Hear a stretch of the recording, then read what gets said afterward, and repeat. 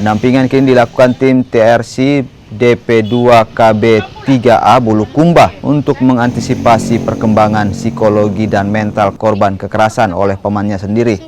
Aksi kekerasan ini pun terekam kamera amatir dan viral di media sosial. Tim reaksi cepat Dinas Pengendalian Penduduk Keluarga Berencana Pemberdayaan Perempuan dan Perlindungan Anak juga telah melakukan visum di RSUD setempat. Pihak TRC bilang kekerasan yang dialami korban dilakukan oleh pamannya usai ibu korban mengadukan korban yang diduga kerap mengambil uang milik neneknya.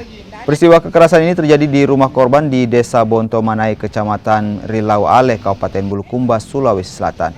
Akibatnya, korban mengalami luka memar di beberapa bagian tubuh. Kami sudah mengupayakan pendampingan kami. Tadi ada visumnya, kami dampingi visum. Kedua, kami mau amankan di rumah aman. Karena anak ini sangat trauma sekali. Apalagi di rumahnya itu kumpul tiap hari orang. Kumpul tiap hari untuk mewawancarai lagi anak, kenapa bisa kok dikasih begini. Makanya tadi kami ambil inisiatif untuk di rumah aman, cuman keluarga sendiri yang tidak mau.